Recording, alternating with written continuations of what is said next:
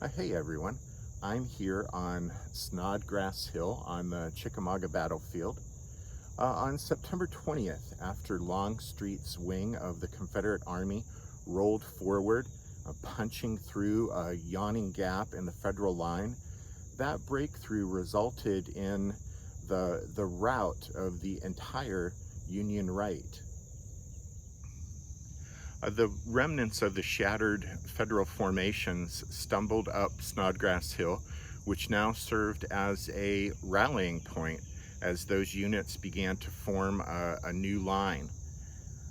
Snodgrass Hill is a spur of Horseshoe Ridge, which rises and falls in a series of peaks and hollows.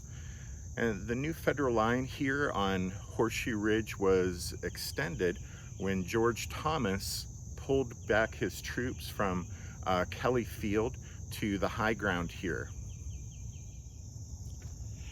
It was about noon when we flanked into the field and heard from a party of jubilant officers that the center and right wing of the Federal Army had been smashed and driven from the field. Although our throats were parched, we raised a great rebel shout. But when we got well into the field and faced north, we saw something that looked ugly. There, facing us, was a Federal line of battle, much longer than our own line. We could see no other Confederate troops near us, although we knew Humphrey's brigade of our division was somewhere to our right in the woods. But we lost no time. Kershaw gave immediate orders to advance and attack the Federals in our front, and the whole brigade did so enthusiastically. After one volley, the Federals gave way and fell back up a sort of knob, which was the north end of the field. The top of this knob was covered by dense woods, which went back a short distance to a depression, on the bottom of which an old road ran east and west. From the north side of the old road, another and higher wooded hill rose up, and this we learned afterwards was called Snodgrass Hill, famous as being the scene of the hardest, longest, and most bloody part of the Battle of Chickamauga. Private John T. Cox, 2nd South Carolina Infantry, Kershaw's brigade. Well, the rebels here would face an uphill battle, literally, against the Federals on Horseshoe Ridge. The nature of the terrain greatly aided the Yankee defenders, as the draws and gullies between the distinct hills that made up the ridge acted as funnels that crowded the Confederates into deadly crossfire from the defenders who were sitting atop spurs that jutted out from the ridge.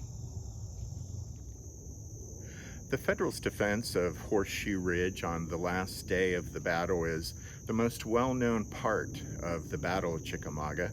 It was here that the Army of the Cumberland made its last stand on the battlefield, and where George Thomas earned his pretty awesome nickname, the Rock of Chickamauga. A trail follows the Union line westward from Snodgrass Hill, and along it you'll find a lot of monuments, including this one to the 21st Ohio, which, with its 5-shot Colt repeating rifles, saved the day on this part of the line here, much like the famous stand of the 20th Maine on Little Round Top at Gettysburg. Just a stone's throw from the 21st Ohio monument is the marker for the 2nd South Carolina. Somewhere in this area, Sergeant Richard Kirkland, here serving as an acting lieutenant, was killed. Some of you may know the story of how Kirkland, at the Battle of Fredericksburg in Virginia in December 1862, carried water out to wounded Federal soldiers who were lying in front of the stone wall after their repeated assaults had failed to dent the Confederate line. Because of his courage and compassion, Kirkland had been dubbed the Angel of Marie's Heights. Sadly, Kirkland's good deeds at Fredericksburg could not save him from the Grim Reaper here at Chickamauga.